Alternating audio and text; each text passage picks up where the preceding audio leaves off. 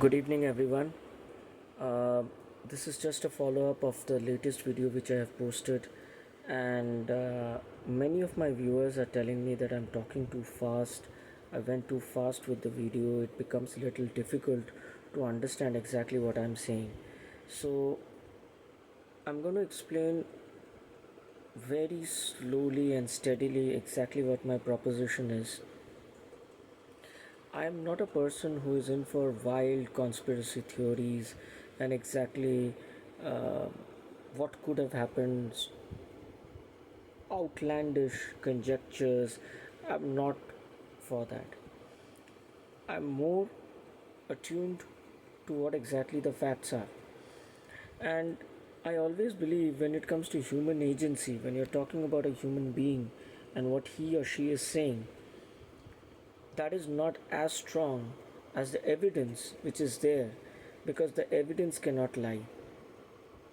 So when it comes to hard evidence, if you test it, it will always lead you to the truth. And that is exactly the reason why I'm going ahead and highlighting hard evidence which is which needs to be tested, or which is getting disposed and destroyed, uh, leaving Stephen Avery with no recourse on how to actually get out of prison. So these are the reasons why I'm just trying to highlight these, and um, when you look at them, you'll really understand how harebrained the prosecution theory is, or the prosecution narrative is, which was used to convict Stephen Avery. Sometimes, when you're trying to find the truth, you cannot say for certain who murdered the victim. But at the same time, when you go ahead and probe and explore it, the further you will get to really understanding exactly what happened on that fateful night. Okay, so I've already explained everything in my past video, wherein I actually stated passages verbatim from certain Reddit columns which are amazing. You just need to go ahead and siphon out the good ones from the total rubbish which exists there. Okay, now there are a few Reddit columns which are very accurate, factual, and they help you understand the facts behind this case and how these facts have been manipulated, certain things have been fabricated in order to put Stephen Avery in jail. My proposition here is not whether he's guilty or not. Firstly, let us leave that aside for the time being. What we will be simply trying to understand what Krantz proposed in order to convict Stephen Avery and put him in jail, whether that is true or not. Okay? And the answer lies in the burn pit evidence. Okay? And the Daisy burn barrel. Okay? So, firstly, what is the prosecution theory? The prosecution theory is very simple, wherein they state that Teresa Hallback visited Stephen Avery's salvage yard in order to photograph certain cars for her Auto Trade magazine. Stephen Avery met her, right? And he actually lured her. He must have probably told her that please come in or something like that, and she went in and he overpowered her, and then he assaulted her, bound her to the bed, and committed all sorts of horrendous acts on her. A little later in the evening, his nephew came over hearing the screams in his trailer, and he actually forced him to commit some heinous acts, and also after that they went ahead and killed her and disposed of her body whole. They did not dismember the body, they disposed the body whole in Stephen Avery's burn pit, or the yard just behind his house.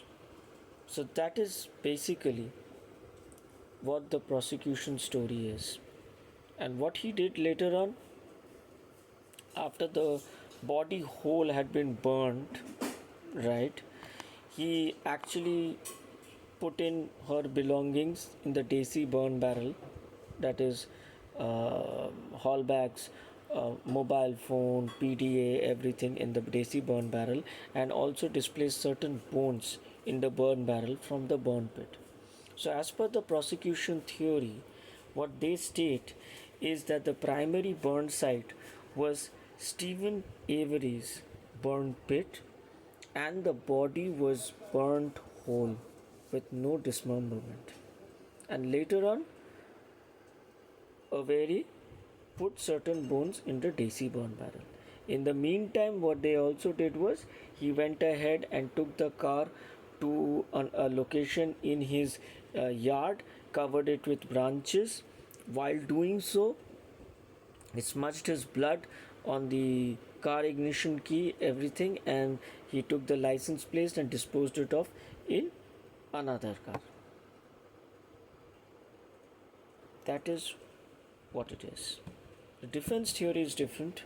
The defense theory says that Teresa Hallback left the Avery parking lot, and while she was proceeding down the road to the Cruz Park area, she was abducted. She was overpowered, abducted, and she was taken to a place where possibly she was assaulted, or maybe she was killed while being taken, and there she was dismembered, okay, and her body was burnt, okay, and all her bones were scattered around the adjoining area of the Avery parking lot, okay, Avery salvage area.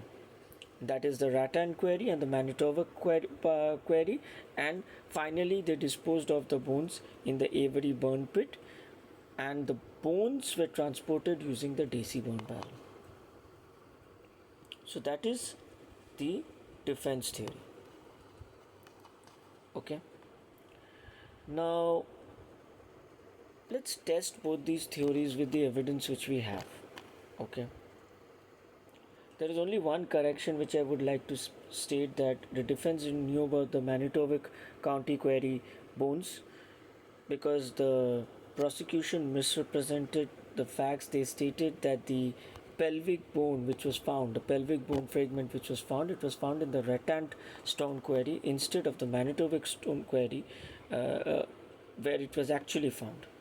So they misled the defense. So the defense stated that she must have been killed somewhere on the road, but they were not sure exactly whether it was the Manitowoc quarry or the Rattan quarry, because the prosecution stated that the third bone fragment, that is the pelvic bone fragment, was found in the Rattan quarry. Okay. So essentially, the prosecution stated that the bone fragments which belong to Teresa Hallback, they were found in the Desi burn barrel and the Avery burn pit, and in the Rattan quarry which they misrepresented, that bone actually does not belong to Teresa Hallback, so they cannot identify the origin of the pelvic bone fragment. It could even be an animal's. So Krantz stated that we can disregard that evidence. Okay, so their theory was very simple, that Teresa Hallback was burnt in Avery yard behind his house, and the only bone fragments which belonged to Teresa Hallback were found in the Desi burn barrel and in the Avery burn pit. Okay. Now, while Kathleen Zellner was going ahead and preparing for her post-conviction retrial and everything, she was going through her round of discoveries. She understood and found out that actually there were 4 piles of bone fragments which were found, and in that it was catalogued those were human bone fragments, but those were not disclosed by the prosecution while the trial of Stephen Avery was on. Okay.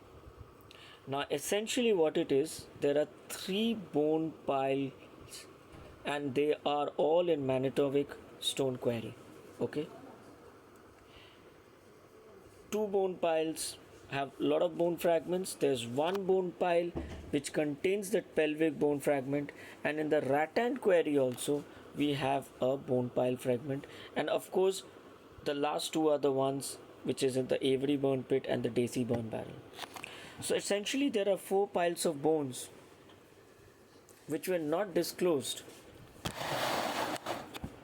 by the prosecution during the Stephen Avery case, which is a serious lapse of law and a serious good faith, I would say bad faith bomb, I can say, when it comes to the whole trial, because they were aware of it but they did not disclose it. There's another very interesting thing which I would like to disclose. If you look at the records, as you know, the Manitowic County coroner was prevented from visiting the crime scene, right? The reason given was that they didn't want any conflict of interest, that the Manitowic County coroner will go there and look at the bone fragments and everything and aid with the investigation. Because as you know, Stephen Avery had slapped a case on Manitowic County Quarry and they were looking to pay him very high damages. But the funny part is, while the crime scene investigation was going on, we all know that the Manitowic County deputies were in his trailer park and they actually found the clinchers, as in the clinching evidence like the keys and everything else. It's very serious because and very strange that you've got two sets of investigators visiting a crime scene wherein one set of investigators has to actually go ahead and search the house looking for clues and evidence, and at the same time keep an eye on the others because there could be a conflict of interest. And the stranger part is that they actually go ahead and find the most important part of the evidence, which are the keys of the RAV4 which belong to Teresa Hallback. So when something like this is happening, how can you actually stop your county coroner, who has no conflict of interest, who was not involved with the Avery case at all? How can you stop her from not participating in the investigation? They did so because they knew that they could not go ahead and control her. She seemed to be a person who loved her job, who cared about her job, and would have done her job well. And a coroner on that crime scene would have been able to extract the fact from the fiction, which failed here. So who comes in? Because you see, you need to call a coroner also, otherwise you cannot go ahead and a certain investigation needs to happen. There are protocols. So what happens is you actually call the Calumet County coroner. If you check the official records of the people who were there, you will find out there is not one mention of the Calumet County coroner visiting the Avery burn site or even testing the Daisy burn barrel. I mean to say, in the crime scene, he has never been there. If you check the records, because there are certain records which the patrolling officers who are maintaining the perimeter, they keep of the in and out time of the people who are visiting the property at that point of time. And there is no mention of county coroner, Calumet County coroner. He had to visit the most important scene of evidence, because after all, the whole prosecution eventually rested on that, the Avery burn site, because they said that was the primary burn site where Teresa Hallback was burnt whole without being dismembered. I keep on stressing on that because I'll tell you the reason why. And he wasn't even there supervising the recovery of the bones or anything. That is one of the most important parts of a job of a coroner, and he wasn't even in the Avery burn site. If you look at the records, there's not one mention of him. I've actually checked those records, checked each and every one of the names. He did not even visit the Avery burn site, or like in the Avery yard. He did not. Surprisingly, do you know where he was? He was in the Manitoba County quarry. You can see that, yes, there are records where he's there. That's very strange considering the bone piles there are of no evidentiary value as per the prosecution narrative, right? The Manitoba County quarry bones, which are three piles of bones, with one bone pile containing that very crucial, important pelvic bone fragment. He was there. Why was he there? It's actually a good thing he was there, because so many bone fragments found contiguous to an area where a murder has occurred, an alleged murder has occurred.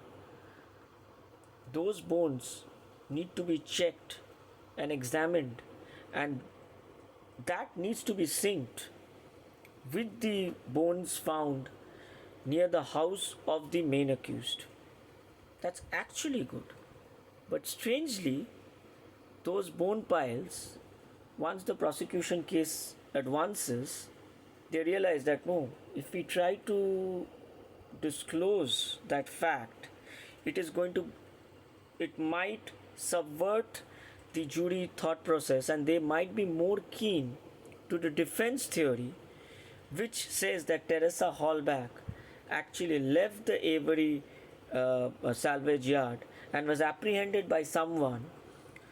Especially the route which she was taking back to her home, it led through that area, which was near Manitoba County Quarry, and they could take her there and possibly do the mischief involving her murder. So the prosecution went for a very simple theory, very clever theory, wherein they stated that no, there was only the Teresa was burnt whole in the Avery burn pit, and after a while, after she was burnt, the fire had disintegrated her bones so much that actually Stephen Avery could pick up some bones and put it in the Daisy burn barrel. So essentially, only the bone fragments existing are the ones there. There are no Teresa Hallback's bones anywhere else, and they completely kept the jury in dark regarding the Manitoba County Quarry bones. I think that is reason enough for a mistrial. You all might be saying that, see, you can get the bones tested, if it cannot be verified. How can you actually go ahead and say those bones are important? I'm looking at a very far-fetched way of thinking, right? Any layman or any person having common sense will say no. If you've got bones which is very contiguous to the Avery salvage yard, that is the Manitoba County Quarry, which is quite close and contiguous to Teresa's exit route, those bones should be recovered, they should be tested, and they should be taken together in order to probably piece a skeletal remain. Moreover, those bones, that there was one very important thing about those bones bore the same degree of calcined deterioration, which was also evidenced in with the bones which were found in the Avery burn pit. Secondly, those bones were not duplicate bones. So for example, if you found some bone fragments near the Avery burn pit, and those bone fragments in the Daisy burn barrel and the Avery burn pit, if those bones are of an animal or something else, there's a high chance that some of the bones will be duplicate. No bones were duplicate. They were absolutely unique in structure, and it needed to be understood or checked. Let's, for an example, think that maybe the prosecution is right, those bones do not belong to Teresa Hallback. Still, those bones should be checked in order to find out exactly what's happening there. Why is there such a large amount of bones being found all around the property? And some of the bones, it was clearly established they were human and they had cut marks. And I'm talking about the Manitowick County Quarry bones. Now, why is this information on news so important now?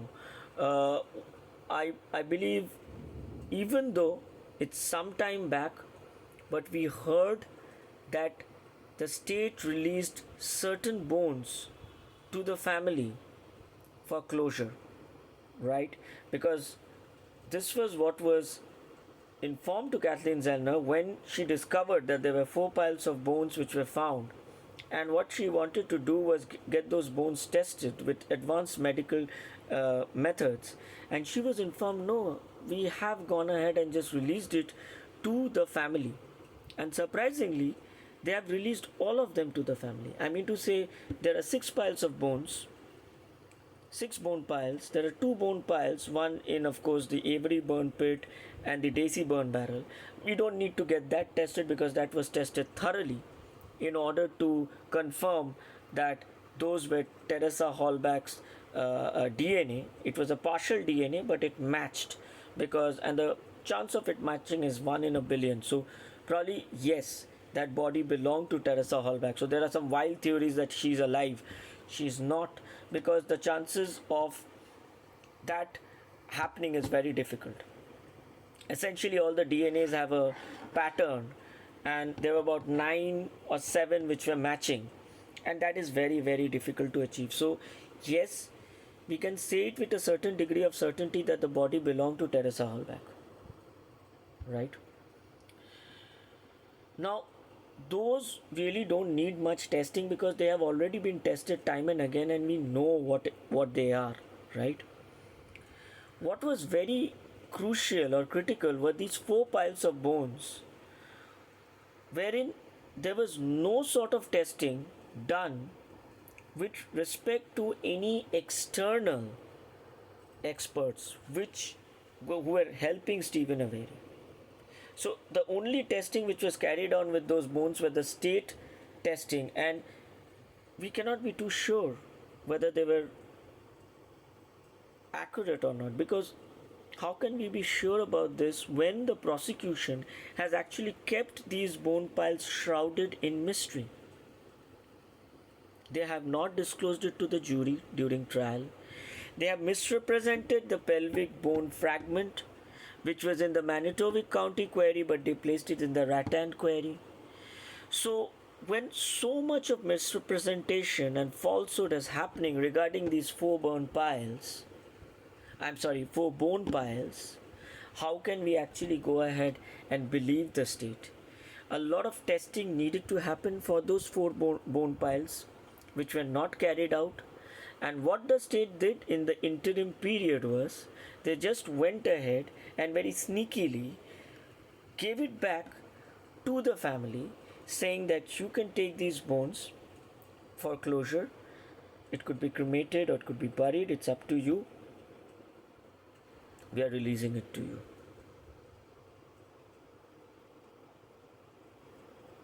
I'm just asking my viewers to try and understand exactly what has happened here. And later on, when Zellner went ahead and filed the motion and said this is in bad faith, you're destroying exculpatory evidence and everything else, they said that they cited a lot of technical points, that the time has passed, they can dispose of the bones in any way they want, etc., etc. They do not care about the truth. They just want to go ahead and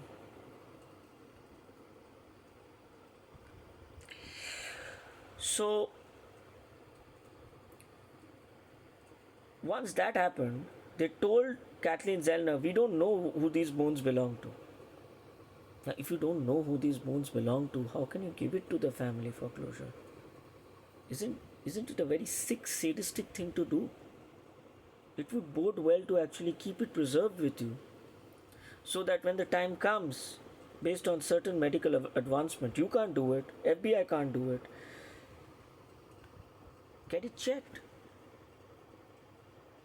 I think all the bones put together, again, I had stated in the earlier video, if an anthropologist or somebody could have actually pieced the whole skeletal remain together, it's like a jigsaw puzzle. You could have taken all the bones and tried to piece the whole skeletal remain together, and if that could have happened, then we would have been able to reach a certain degree of truth. Now, why do we go ahead and also talk about the Avery burn pit and also the state theory that I keep on repeating this word, that their theory was that the Avery burn pit was the primary burn site, that is, Teresa Hallback's body without being dismembered was burned there. Now, Kathleen Zellner hired a fire expert to check the reports and all the public records which were there and all the medical records. And he was astonished to find that there's about 40 to 60% of the skeletal remains of Teresa Hallback missing. Where did that disappear to? If you are burning a body whole, 50% of your body or 60% of your body will not evaporate into thin air. 50% of your skeletal remains will not evaporate into thin air. It can't happen. There's lack of anatomical continuity. What I'm trying to say is that when you're burning a body whole from head to toe, there needs to be a certain degree of anatomical continuity, that after the head, the neck comes, then the hands, everything else. So how do you explain that without dismemberment? And there is no way the prosecution could prove dismemberment, because there was not one shred of blood, DNA or anything found in the garage or the trailer. How do you do that? There are no fatty tissue or polyptotic things which are found on the soil. Because when you go ahead and burn a body, there are a lot of fluids, there are a lot of fats, a lot of things which get absorbed in the soil and they cling to it. You cannot remove it with your hands. You can't do it. There's lack of that. What it essentially means is that the body was burned somewhere else. It must have been dismembered first and burnt somewhere else. Then all the skeletal remains of this body was spread out across the Avery salvage yard. In Manitowick, I believe the crime occurred, so there's a major chunk of bone piles there. There are 3 bone piles there. Rattan Quarry, there's 1 bone pile because they wanted to go ahead and just throw it there, maybe to divert attention. It was in the adjoining area. And finally, in the burn pit, in Stephen Avery's burn pit, that was the last stop. They went ahead and disposed the bones. And everything was done using the Daisy burn barrel. That is how it happened. Based on this, you can say with a certain degree of certainty that whoever committed this is close to Stephen Avery, because of the reason that they could actually enter the Avery yard and do this under his house. They could do that. That means they could get entry into the Avery salvage yard, and they knew their way around. That thing could be said with a certain degree of certainty. Now, who is it? Is it Avery's friend, relative? I'm not going to comment on that. I'm not going to go with a wild theory until and unless I have a clear evidence linking it. But it's quite apparent that this is exactly what has happened. This is cause enough for a mistrial. I would say so. Because right now the state has gone ahead and released 4 piles of bones, which a higher court should take notice of and say that why did you dispose these four piles of bones when you didn't know who this belongs to? Secondly, why was it not disclosed to the defense or the jury during the trial?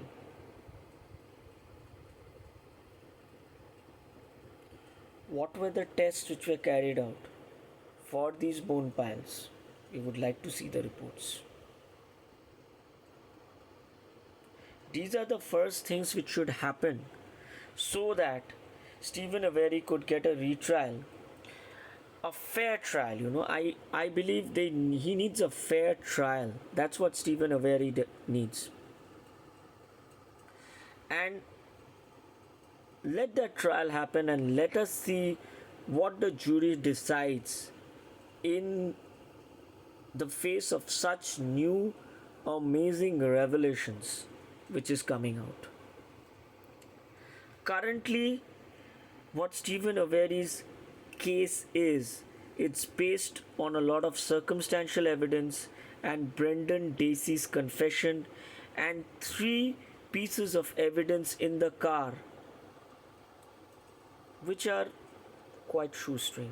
I don't believe them. Because I just can't believe that the murderer's blood will only be isolated in the front part of the car, while the victim's blood will be isolated in the in the rear side of the car. It just can't happen. If he is handling the body, there's going to be a mixing of blood, and they are going to go ahead, and there is definitely going to be a lot of splatter of blood from here and there. It cannot be concentrated in the front and then some can be concentrated in the rear. One more thing, a very interesting point which I would like to also point out. Everybody's saying about Stephen Avery putting the body in the rear end of the car, right? Why will he put Teresa Hall back at the rear end of the car? What is the purpose of it? If he lures her into his trailer, if he does all these acts, then he kills her and everything. Why will he open the door of the RAV4 and put her body there? It serves no purpose. Whereas in Brendan Dacey's confession, he has clearly stated that they transported her body using the creeper. So it makes no sense for him to actually put her in the back of the car after all these acts have been committed. He might take the car into the garage, hide it there, but once they are going to dispose her body after she is no more, why will they put her in the back of the car? For what? They don't need to transport her anywhere. Stephen Avery just needs to go ahead and park the car, as per the prosecution theory, somewhere, which is so, I can't believe that he will actually do it. It's really strange. He will go and park it somewhere else, right, using the keys and everything. And the body, they took it in the creeper and they put it at the back of his house, and they burnt her whole. The whole theory is so harebrained that when you actually go ahead and execute it, as you reconstruct the crime, you'll realize that it's one of the most ridiculous theories you can even think of. It just can't happen like that. And circumstantial evidence also accounts for a lot of other things. Circumstantial evidence also accounts for the fact that how a person behaves. So if a person behaves in a certain way, we cannot say that a human being can behave intelligently for certain periods of time, right? Maybe for 15 minutes he behaves intelligently, and for the next 15 minutes he behaves like a complete moron. It can't be that. So the prosecution would let you to believe, as per the circumstantial evidence, that Stephen Avery will clean the floor so well with bleach that you can't even find any kind of trace blood there. But at the same time, they would do something as stupid as just parking the car in his own yard, whereas he could have actually gone ahead and driven it off the road and put it somewhere else rather than in his yard, which would directly implicate him. And then he would take the keys and put it in his uh, trailer so that he can be tracked back again. He could have easily thrown it anywhere. He could have gone out, he could have thrown the keys into the pond or anything, anywhere else. Why would you take the keys and again go back to the house and just put it somewhere else where it could be tracked? These things don't fit, because if you're looking at a person who's very devious and who's very cunning and who seems to know how to hide his tracks with respect to certain things, like for example, you don't get one piece of DNA blood or any kind of trace blood in the trailer in his room where he actually committed the most heinous act, where he bound her and he raped her as per Brendan Dacey's confession. You don't find anything. So that means he has really done a very good job cleaning that place, right? Then in the garage he cleans everything also, right? There's not one speck of blood, not one piece of DNA, right? And then suddenly he loses his mind and then he parks the car in his own yard. He takes the key with him so that he can be directly implicated. He puts his blood and he literally goes ahead and puts a fingerprint on the dashboard up there. Listen, here's my blood. I'm leaving it a little bit here for that, for you all, so that you can catch me. And he does it so well in the front side of the car so that he could be tracked. Just makes no sense. It's too harebrained. And it's only a person who deals with these kinds of cases day in, day out can probably understand the difference between what is crazy and what is foolish. So, I hope now I have probably explained whatever I stated in the earlier video, because I went like a supersonic jet, because I was trying to make the video quickly. I'll let you into a trade secret, and my wife doesn't like me doing these things, so I had to really do it quickly. But now she's asleep and I've got some time to kill, so I could tell you all slowly and steadily exactly what is happening. And this is one of the most critical parts of evidence which Zellner has discovered and which the state has disposed of in a very sly, sneaky way. We don't know where the bones are. I hope the Hallback family has not cremated them. If they have buried them, if they can tell the defense or Zellner that it's buried there, so that she can actually go ahead and test the bones, that would be great. Because honestly speaking, at the end of the day, we are all doing it for one person, and that is Teresa Hallback. And it's a shame if her killer is not caught. I hope the family understands that. I do understand when you hear a confession which comes from Brendan Dacey. If I was a family member, I would say, no, put this man away for good. You cannot deal with the thing in an intelligent way. You will be emotionally affected. But suppose there is even a 1% chance that the real killer is free, which in all probability he is. He or she is. I don't know who the person is, because I don't have any direct evidence, and I don't go for outlandish theories. I don't go for theories based on computer evidence found. Sorry. I will go for it only after I'm completely convinced. And I really do find a linkage somehow. I think they should help Kathleen Zellner, because we really need to find the truth of what happened to Teresa Hallback that day.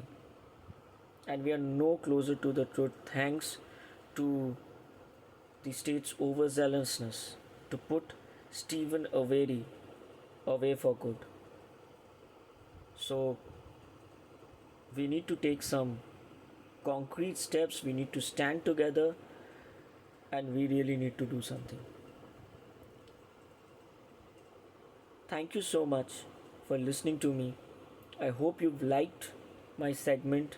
This was a follow up to my earlier segment regarding the burn piles. I mean to say the bone piles, and I hope now I have been able to explain very clearly exactly what has happened here, because the earlier videos were quite fast, right? I will be disclosing the Desi confession, and they will be quite explosive. I'll try to make it as um, lucid as possible, but it's very difficult to do so. But and I'll also try and make you all understand that why Brendan Dacy went for Stephen Avery as the killer. So there were a lot of things. There were a lot of things which happened before the actual confessions happened. So I will be exploring that in order to set the premise, in order to make you all understand how a human mind works and how a human mind with a very low IQ works. So looking forward to presenting some more explosive facts, but facts, not mere conjectures. Thank you, everyone. Bye. I want you to subscribe more to my channel. I have taken up this cause and I will fight for it. And it is for two people I'm doing this.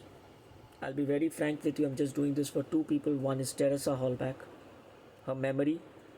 We need to find out exactly what happened to her, and this is not what happened to her. Sorry, the prosecution narrative is not what happened to her, and I think even her family knows that.